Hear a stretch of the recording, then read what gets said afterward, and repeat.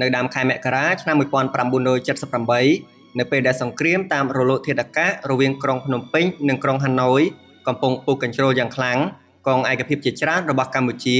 ដែលដកយកមួយភាគពីបណ្ដាកងពលធំនៃភូមិភាគកណ្ដាលបានធ្វើចលនាឆ្ពោះមកភាគខាងកើត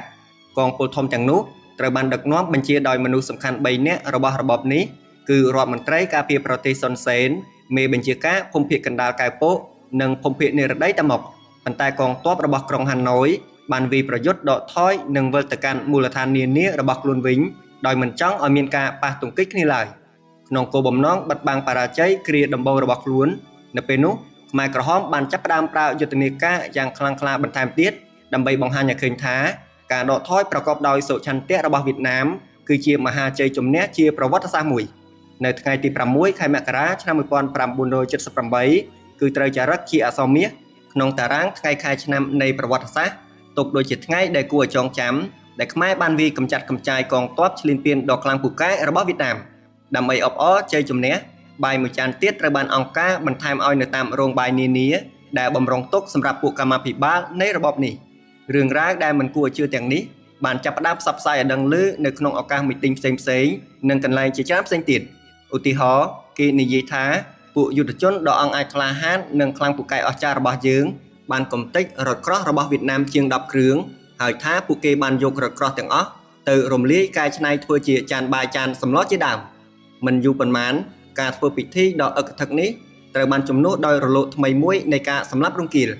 បើមិនវៀតណាមសម្រេចជោគជ័យវាចូលជ្រៅទៅក្នុងទឹកដីកម្ពុជាជម្រៅ33គីឡូម៉ែត្រហើយប្រជាជនខ្មែររាប់ពាន់នាក់បានឆ្លៀតឱកាសនោះរត់ទៅជ្រកកោននៅក្នុងទឹកដីវៀតណាមគឺមិនអាចថាអ្នកទទួលខុសត្រូវរបស់ភូមិភាគបូព៌ាសុទ្ធតែជាក្រុមមនុស្សក្បត់នោះឡើយយ៉ាងហោចណាស់នេះជាការដេញរកហេតុផលរបស់គណៈមជ្ឈិមបកមិនយូរប៉ុន្មានក្រោយមកមេបញ្ជាការកងពលលេខ4ត្រូវបានសម្លាប់ដោយសន្តិសុខម្នាក់ដែលស្មោះត្រង់នឹងប៉ុលពតបាញ់មួយគ្រាប់ចំក្បាល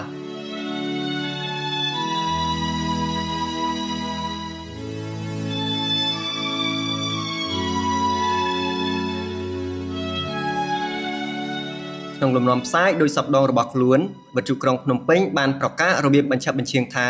ភារកិច្ចថ្មីមួយដែលជាកាតព្វកិច្ចសម្រាប់ប្រទេសជាតិគឺចាប់ពីថ្ងៃនេះតទៅត្រូវការពារមន្ទីរក្រសួងនានាដោយកំទេចពួកសត្រូវដែលយកកន្លែងទាំងអស់នោះធ្វើជាជំរករបស់វាខ្មាំងមួយចំនួនតូចបានលាក់ខ្លួននៅទីនោះតាំងពីយូរមកហើយ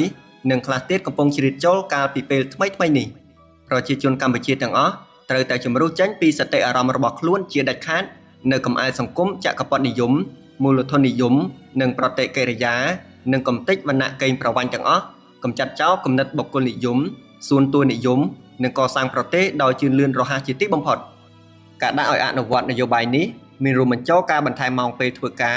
របន្ថយរបបអាហារការបង្កើនយ៉ាងខ្លាំងក្លាក្នុងការស្វែងរកនិងកំទេចអ្នកដែលមានគំនិតមិនល្អ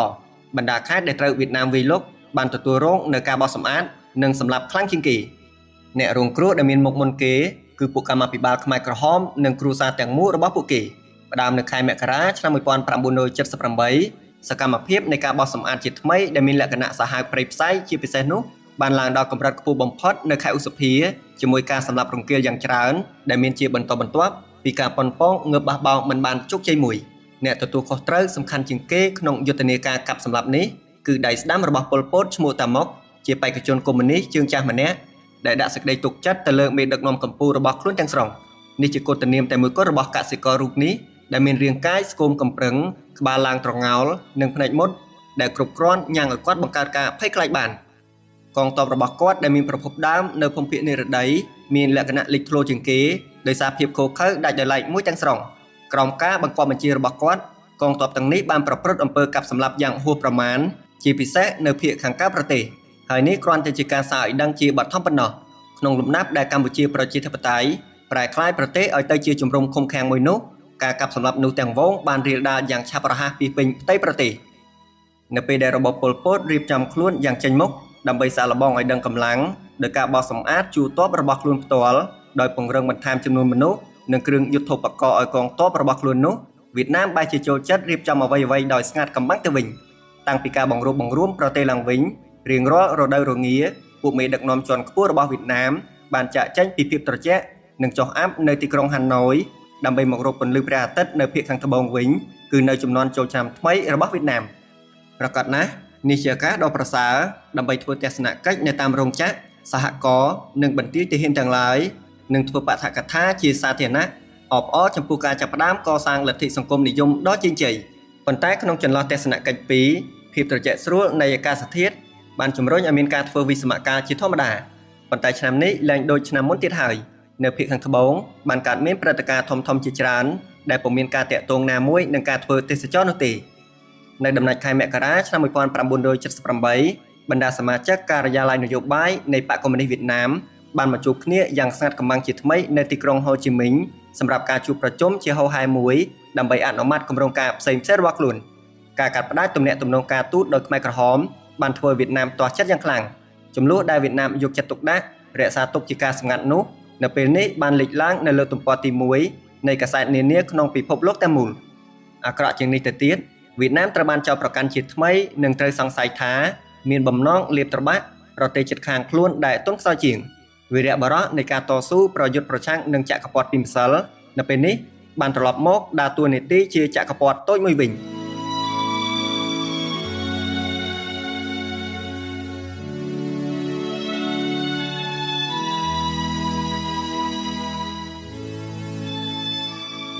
ការិយាល័យនយោបាយរបស់បកកុម្មុយនីសវៀតណាមបានប្រឹងប្រែងរៀបចំតុល្យការនៃការលុកលុយកាលពីខែធ្នូឆ្នាំ1977ខ្មែរក្រហមធ្លាប់ត្រូវបានវៀតណាមកែតម្រង់ផ្លូវកុំឲ្យដើរខុសប៉ុន្តែពួកគេពុំដែលបង្ហាញឲ្យឃើញថា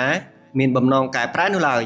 បរាជ័យផ្នែកយោធារបស់ខ្មែរក្រហមពុំបង្កឲ្យមានរដ្ឋប្រហារដែលសង្ឃឹមដោយវៀតណាមទាំងក៏ពុំបានធ្វើឲ្យរដ្ឋអំណាចរបស់គេវិនាសអន្តរាយនោះដែរមានតែជនជាតិខ្មែរចំនួន 60000 នាក់ប៉ុណ្ណោះដែលបានសម្រេចចិត្តចាកចេញពីប្រទេសតាមពីក្រោយកងទ័ពវៀតណាមតាំងពីឆ្នាំ1975មានប្រជាជនកម្ពុជាវៀតណាមនិងចិនសរុបទាំងអស់ 300,000 នាក់បានរត់គេចចេញពីរបបប៉ុលពតទៅរស់នៅម្ខាងទៀតនៃព្រំដែនប្រទេសក្រុងហាណូយគ្មានដែលនិយាយមួយម៉ាត់ប៉ុន្តែនៅពេលនេះជាពេលដែលត្រូវបង្ហាញប្រាប់ពិភពលោកឲ្យដឹងពីការចាក់ចោលស្រុកទាំងវងទាំងវាយនេះហើយវាបង្កជាភ័ស្តុតាងជាក់ស្ដែងនៃសេចក្តីស្អប់ខ្ពើមដែលបំផុសឡើងដោយប្រទេសកម្ពុជារបស់ប៉ុលពតក្រុងហាណូយក៏ទទូចសូមឲ្យអន្តរាគមន៍ពីឧត្តមស្នងការអង្គការសហប្រជាជាតិទទួលបន្ទុកជនភៀសខ្លួនផងដែរនៅខែមីនាឆ្នាំ1978លោកណាយ៉ាន់ច័ន្ទដាបានមានឱកាសទៅធ្វើទស្សនានៅជំរំបេនសាញ់ជាកន្លែងដែលពពាក់ពពូនទៅដោយអ្នកភៀសខ្លួនខ្មែរមកទើត្រឹមខេត្តតៃninhរបស់វៀតណាមជំរំនេះគ្មានអ្វីក្រៅតែពីដីវាលស្ងួតហួតហែងនិងក្រាលឡៅធូលីដ៏ល្វឹងល្វើយនិងជាទីដែលប្រមូលផ្ដុំទៅដោយកូនខ្ទមធ្វើពីឫស្សីនិងប្រក់ចម្បាំងឲ្យតែបានប៉ុណ្ណោះលោកណាយ៉ាន់ច័ន្ទដាអាចសន្ទនាដោយសេរីជាមួយអ្នកភៀសខ្លួនទាំងនោះដែលតាមការពិតជាតួមនុស្សដែលមានលក្ខណៈពិសេសជាងមុនការចាប់អារម្មណ៍យ៉ាងច្បាស់លាស់បំផុតរបស់គាត់គឺការទទួលឲ្យស្នាក់អាស្រ័យរបស់វៀតណាមគឺមានហេតុផលមួយផ្សេងទៀតក្រៅតែពីហេតុផលសប្បុរសធម៌គាត់អាចជួបសួរយុវនារីសាស្ត្រាចារ្យម្នាក់ដែលវៀតណាមចាត់ឲ្យទទួលបន្ទុកនិយាយលាតត្រដាងប្រាប់អ្នកសារព័ត៌មានពីភាពសាហាវឃោរឃៅរបស់ខ្មែរក្រហមថាតើអ្នកត្រឡប់ទៅកម្ពុជាវិញទេនាងបានឆ្លើយជាភាសាបារាំងទាំងមិនប្រកបក្នុងខ្លួនថាចានៅពេលដែលប្រទេសទាំងមូលត្រូវបានរំដោះដោយអ្នកណាវាជាស្ថានភាពដ៏លំបាកជាក់ស្ដែងសម្រាប់អ្នកទទួលខុសត្រូវវៀតណាមនៅទីនោះនៅពេលដែលនាងឆ្លើយថាប្រកាសណាស់ដោយកងទ័ពវៀតណាមវាទំនងថាគូសន្ទនារបស់គាត់បានទទួលការបង្គាប់បញ្ជាដោយដាច់ខាតមិនឲ្យលើកមកនិយាយពីអស្ថិរភាពនៃចលនាតស៊ូមួយដែលកំពុងតែជ្រើសរើសមនុស្សឲ្យធ្វើទ័ពនៅវៀតណាមនោះឡើយអ្នកភៀសខ្លួនឯទៀតបាននិយាយប្រាប់លោកណាយ៉ាន់ច័ន្ទដាជាឯកជនថាក្នុងជំរំតៃninhតែមួយគត់មានមនុស្សប្រុសស្រីប្រហែល 2000 នាក់ត្រូវបានជ្រើសរើសឲ្យចូលធ្វើទ័ពដើម្បីវាយប្រយុទ្ធប្រឆាំងនឹងរបបប៉ុលពតដូច្នេះក្នុងពេលដែលឧត្តមស្នងការអង្គការសហប្រជាជាតិទទួលបន្ទុកជនភៀសខ្លួនចាប់ផ្ដើមរ៉ាប់រងនៅការផ្គត់ផ្គង់ស្បៀងអាហារដល់អ្នករស់នៅក្នុងជំរំនេះវៀតណាមក៏ទទួលបន្ទុកផ្គត់ផ្គង់ខ្មែរដែលបំរុងសម្រាប់ការប្រយុទ្ធទៅតាមបែបបោករបស់ខ្លួនផងដែរតើមានការរីកលូតលាស់ដូចម្តេចខ្លះតាំងពីម៉ៅសេតុងនិងទ្រឹស្ដីសង្គ្រាមរបស់ប្រជាជនគាត់ដែលសំអាងទៅលើការគ្រប់គ្រងរបស់ប្រជាជននិងការដាក់ខ្លួនឲ្យស្ថិតក្នុងចំណោមអ្នកទាំងនោះប្រៀបដូចជាត្រីនៅក្នុងទឹក